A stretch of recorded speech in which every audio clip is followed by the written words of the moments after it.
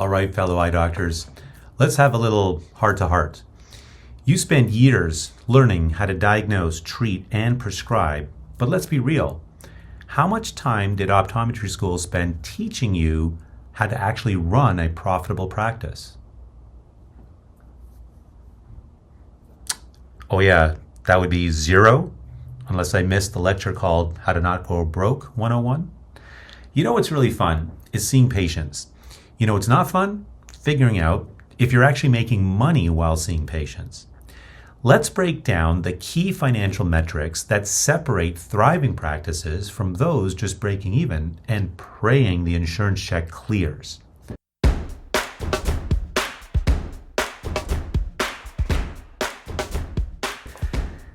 Number one, cost of goods, aka how not to give away eyeglasses. Your cost of goods should be around 25 to 30% of your revenue. If it's higher, congrats.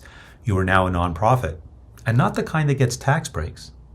If your lab reps are sending you holiday gifts because you single-handedly keep them in business, you might need to negotiate better pricing. Staff salaries, your most valuable and expensive asset. I love my team. They keep the clinic running, patients happy, and me from losing my mind.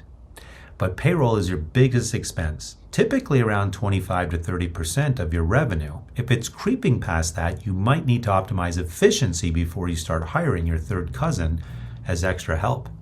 Rent, location versus sanity. Your rent should be 6 to 10% of your revenue. If you're paying more, either you're in a prime Beverly Hills location or your landlord knows you're too busy to check the numbers. Either way, it's time to renegotiate before your practice becomes an expensive hobby. Chair cost. What does every exam cost you? Have you ever wondered how much it costs just to have somebody sit in that chair? That's your chair cost. Take your total expenses, including the cost of goods, and divide by the number of exams you do. If it's higher than what you charge per exam, well, you might just be paying patients to see you. Hey, if this is getting all a little overwhelming, fear not, my fellow eye doctors. I put together a free report called a financial health check. And in this report, you can ask for it in the comments below. We'll send it to you right away. It'll teach you how to figure out what these metrics are, what they should be, and how you can move yours in a positive way. Okay, number 5, OD production.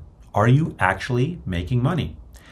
If you're not producing at least $300 to $500 per hour, you might as well be a high-paid receptionist. The more efficient your exams and sales, the better your bottom line. If you're seeing a ton of patients, but your bank account still looks underwhelming, and there's too much month at the end of the money, then it's time to really take a look at revenues and capture rate. Number 6, the break-even point.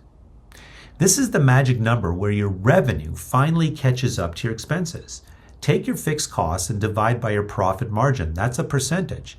If you're not hitting break even early in the month, you're working half the month just to cover the bills. Yay, capitalism. So what's next? Growth. So after crunching these numbers, you might see signs that it's time to expand. And if you're booking out weeks in advance, working through lunch, or considering cloning yourself, adding a part-time associate could be the move. But before you hire, let's do some math. Can you handle the extra payroll? Will they generate at least 2 to 3 times their salary in the revenue? Or are you just adding another expense? So some final thoughts. I'd like you to stop guessing and start knowing, you guys. Running a practice without tackling these metrics is like prescribing glasses without checking the prescription. It's just guessing. And we as business owners need to stop running the business with emotions and start running with facts. Get your financial facts right to make work more fun, less stressful, the ELF way, easy, lucrative, and fun. Unless you love unnecessary stress, then by all means, carry on. I'll see you in the next video. If you need any help, again, I've put together a free downloadable guide to help you get started. Hey, it's still the beginning of the year, sort of. Let's make 2025 the best year ever.